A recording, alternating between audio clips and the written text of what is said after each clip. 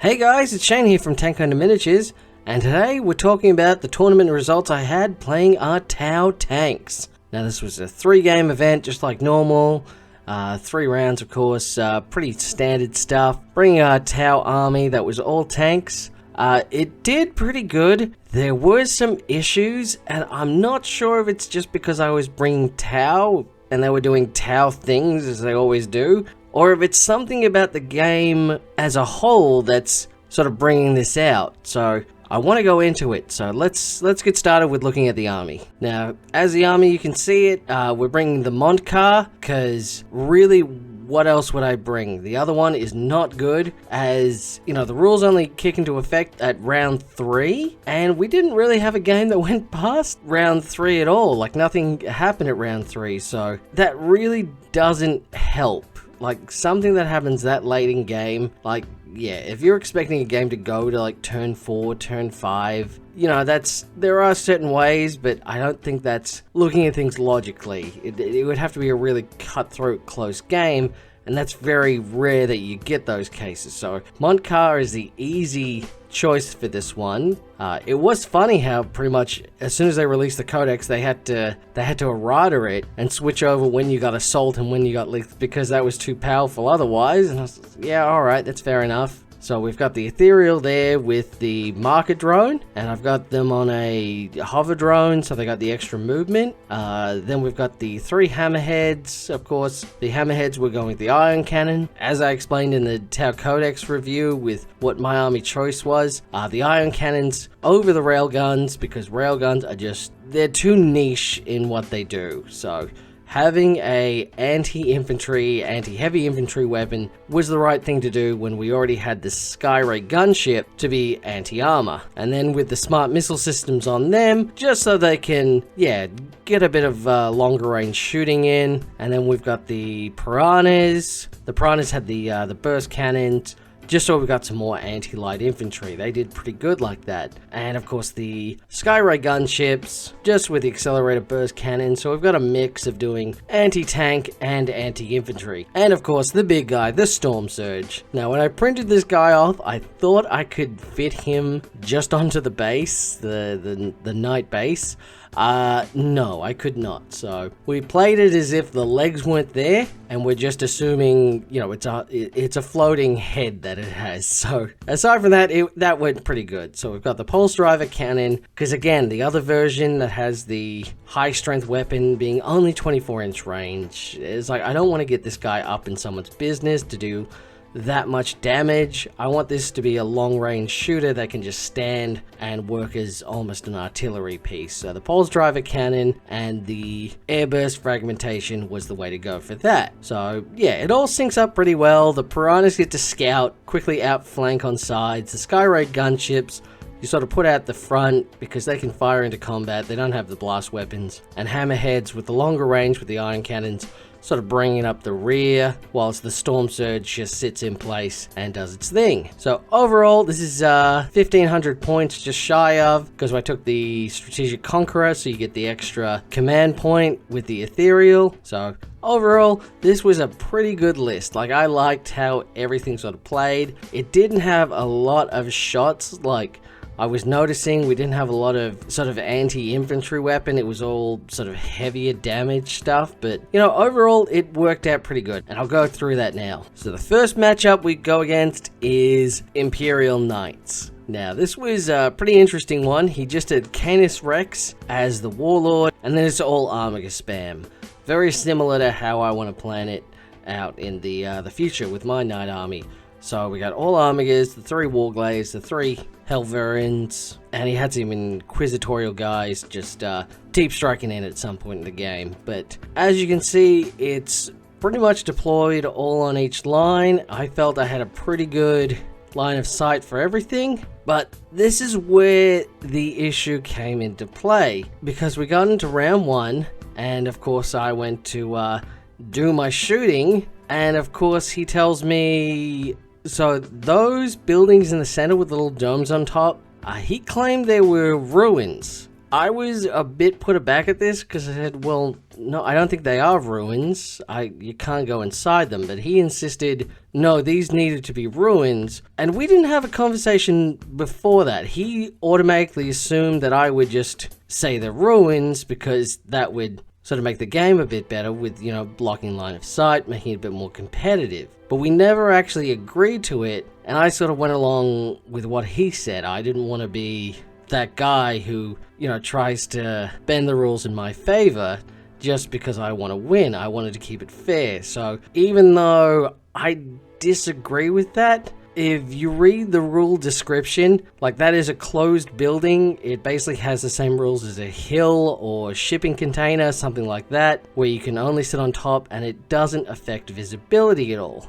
So because of that, I wasn't really able to shoot the Storm Surge at anything. Like, I planned to shoot the Storm Surge into Canis Rex, do some damage there. So it very much debilitated my army. And like I said, I contested it, but at the end, I just wanted to have a fun game, and I wanted to, be the bigger man who didn't make any problems. So I went with this agreement, even though it severely hurt my army, because of course, I'm all shooting, and whilst he has a lot of shooting, he has a lot of charging, a lot of first turn charges and attacks that can really hurt me with his Warglaives and Canis Rex. So, it sort of does, it's that issue where, yes, line of sight blocking keeps things a bit in balance, but if you've got an army that can, sort of charge turn one, stuff like that, it really helps them a lot. So it really helps melee armies against shooting ones. And yes, maybe I should have a more balanced army that has some anti-melee stuff in it. But, I was playing Tau. They don't have any. So it was a bit off. I didn't quite feel right about this. So after deployment, so my turn one, I was able to move up, get some damage off on Canis. He's really hard to bring down. We got him down to about 6 wounds, I think it was, with the Sky Rays, with their anti-armor shots. And then the Piranhas were able to sort of push in forward, just to keep him in his objective zone. The plan was to sacrifice them, and then I can get off, all the rerolls to hit. But of course, by his first turn, he was able to move up. He was able to ignore the wounds for Canis Rex, basically do his, heroic moment, pull him up to the side there and get some shots off, removing the 2 gunships on the side there with their ion cannons, and yeah, clear out the Piranhas on the left hand side. So it was like, this is a problem I had. I decided I'm going to play aggressively, so on my turn, I moved everything up. I probably shouldn't have. Like, maybe if I had been aware of the terrain, the issues we're going to have, I would sort of more deploy on one side and push out, sort of focusing my firepower on one area. I think that would have been safer rather than spread everything out so he could pick them off one by one. But, it's hard to tell until sort of we had an agreement on what the board was doing, what the terrain meant. So that's why it's very important, I realize now, discuss this with your opponent, because you both gonna have different views on what does what, and yeah, this definitely hurt me a lot. So by my turn 2, I was able to shoot off Canis, but of course he got out of his night body and was able to still be on the objective, so that hurt me a bit, because I didn't have anything else to shoot because that was blocking line of sight. The other big mistake I made, I put the Ethereal out in the open because I thought, he's not really going to target the Ethereal. I just wanted the extra marker light. But of course, I forgot that part of their rule is, slay the Warlord. Now they are buffed, so they get the 5-up Feel No Pain. So again, that was my mistake. I shouldn't have pushed everything forward. I shouldn't have put my Warlord out to be shot. So this is definitely on me for losing this one. So by his next turn, he's pretty much locked in combat. My last Sky Ray, who's pretty wounded. As you can see, that's pretty much all that's left, as well as the Storm Surge. He's just pretty much ignored it, but he's able to take both side objectives pretty easily. So yeah, this was pretty much the end of the game at the start of turn 3. So like I said, I could have definitely played this better. I think there was a lot of mistakes on my part, but yeah, I definitely think there was an issue where we really should have communicated before the game what the terrain was doing, because as you can see there, I still don't believe those little domed rooms, those little domed buildings, should be ruins. Like, maybe if we did proper terrain layout, but for this game, that if you look at the description of the book, that's not a ruins. You can't go inside it. So yeah, I think that definitely would have helped me, but you know, it is what it is. I think that's just an issue with the game. So we'll move forward from there. So next game, we were going up against the Guard again. It's an army I love to play. You know, it's got a lot of guardsmen in it. It's got the Sentinel there. It's got a Chimera with some guys in it. He's bought the 2 Leman Russ tanks, and he's bought the Rogel Dawn there. So, you know, a pretty good force, a pretty equal force to bring against mine. What it lacks in, you know, firepower against tanks makes up for in body with a lot of guardsmen that are able to really move around quite a lot and secure the board. Now, he was able to get turn 1 for this, and he was able to, as you can see down the bottom there, he tied up the Piranha with his Sentinel. They destroyed one of the Piranhas down there. The other Piranha, I was able to scout up the top.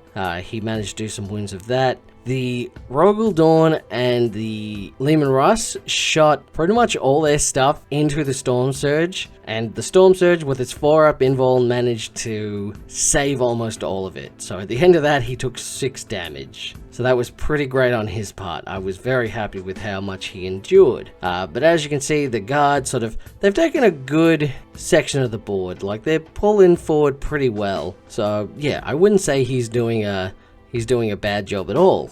And of course, he's putting the Chimera out just to, secure that middle objective. But when it gets to my turn 1, as you can see on the right there, we've managed to pretty much remove most of the Guard that were coming for that objective on the right side of the board. The plan was to remove them so we can quickly go grab that. We did some damage to the Guard coming up the top. They were going to take that second objective, and we're able to do a large amount of damage to both the Leman Russ in the front with the Nova Cannon and the Rogel Dawn. I think we left on about 4 wounds. So we got in a pretty advantaged position. We also took out the Chimera and the whole squad that was inside to secure the center of the board and make sure there was no other models on it. So we were able to withstand the Guard's shooting for turn 1 and deliver back on our turn 1 pretty heavy firepower and push them back. So then by his turn 2, he was able to sort of move up. He's trying to take that objective on the bottom there. You know, he's pulling towards it. He managed to deep strike in his Scion unit right in the center of the board. They were able to blow up the Sky Ray that I had on the other side of the ruins there that was sort of capping the center objective. But, you know, I had to sacrifice that. He moved up his other guardsmen to take the objective marker in the top left. So he's doing a pretty good job of having board control, but everything's pretty wounded at this point. And he's doing all he can to keep them around, but yeah, they're definitely suffering. The other Sky Ray on the left there, you can see that's pretty wounded as well. He took some damage. So then it came to our second turn of shooting though, and yeah, we were able to finish off the Rogel Dawn. We're able to finish off the other Land Raider in the front there and deal a lot of wounds to the other Leman Russ. I think that's on 1 health at this point. The explosion of the Rogel Dawn did so much collateral damage, it wasn't funny. So we've managed to take the bottom right objective. You can't see up the top there, but the Piranhas managed to shoot off the other Guard squad, grab that objective. So we've pretty much taken all the board control at, you know, turn 2. So there isn't a whole lot left of the Guard, and we've pretty much secured all the objectives. By that time, we had reached the game limit. So, you know, that's just how these things work sometimes. Guard are a very slow army to move around and maneuver and everything, and I was pretty new to this army, so it took us a while to get through the turns.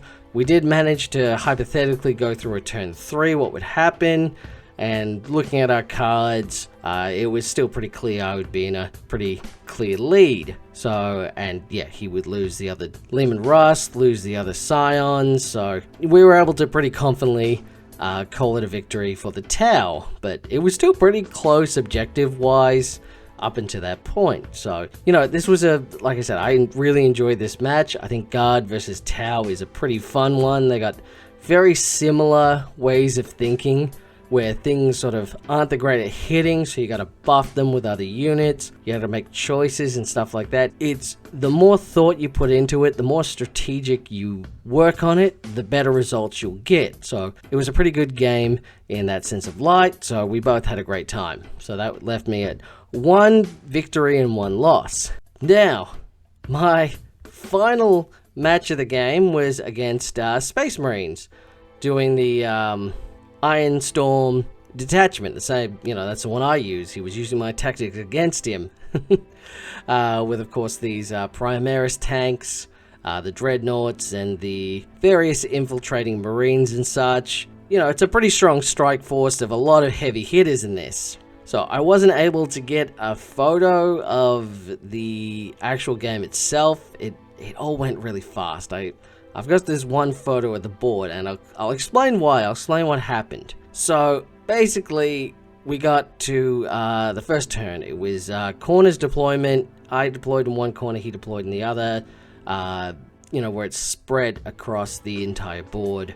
You know, the left-hand corner being to the base, and my corner being to the middle of the board. So that was all well and good, but of course he was complaining that we had the same issue of last time, where there wasn't, you know, he had those little basically tower buildings, the white ones there, which he wanted to be ruins, so he would, you know, be able to hide behind it. To which I said, well, they're not ruins. If you look in the core rulebook and everything, those aren't ruins. Those are hills, those are inaccessible buildings. You know, we can't just say the line of sight blocking. But I said, you know, these big other buildings with the blue lines going down them, I mean, those are line of sight blocking. That's a pretty big barrier. And we got those ruins on the side there in that Mechanicum sort of forge. That'll be line of sight blocking. So, you know, I'm able to hide behind some of these sort of hills as well. So I feel it's, you know, it's pretty secure. And, you know, when it came to deployment, so I'm deployed in my area down the bottom there. He deployed, and of course I chose the deployment. I was able to roll off and choose defender, so I chose this side of the battlefield. So that was one choice I made. And of course I was able to roll off and get first turn, which he wasn't really happy about because he felt first turn was just going to shoot the opponent off, which I didn't really agree with. Because when I deployed, I had everything, as you can see there. This isn't the actual deployment. I've moved stuff around because this was after the game was already over. But I managed to move everything back as far as I can. I had stuff behind buildings. I had stuff behind the ruins on the left-hand side. Most of my heavy hitters were on the left and behind line of sight blocking stuff. So while as he was saying pretty much turn one would shoot the opponent off the field, I said, no, you really wouldn't be able to do that.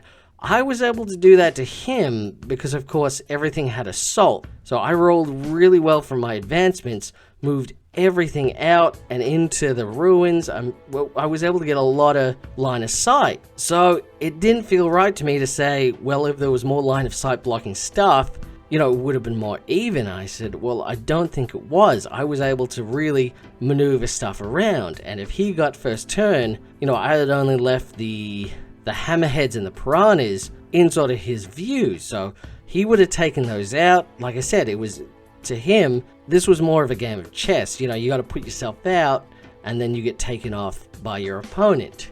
So I said, yes, it's a little less even than that, but, you know, it wouldn't have been just instant. Like I got lucky, you know, getting to choose which side I had, where I placed my models. Like I said to him, where I had the storm surge, the only thing it had line of sight was onto his repulsor. And of course the repulsor died turn one. And of course he said, well, all right, I'm going to concede. I don't see this game going very fun and being very good. And I was like, well, you know, I'm sorry to hear that, but it's not really my fault. And in a sense, I know he wasn't blaming me, but it sort of felt like he was, because I didn't allow him to have more ruins than he would have liked. But as I explained, it was like, even if he had ruins, so if those small buildings had been line of sight blocking, I still had so much maneuverability. because, you know, I could move all my tanks up to 16. They all had fly. They all had assault. You know, I can move in to shoot. And I had everything at the base. Everything was on my, basically, deployment edge. So I said, no, I don't think you would have shot me off first turn. You would have probably killed a couple of the hammerheads, but that wouldn't really made a difference. I had all my sky rays pretty well hidden, so I don't think you would have got them unless you really come forward, and you sort of couldn't. You couldn't match the speed I had with these Tau. So, and yeah, if you look at his tanks, he had the Repulsion Executioner, so that laser cannon, that, you know, that can take out a sky ray pretty good, I admit that. The other Gladiator, yeah, that's got the best loadout, that's good.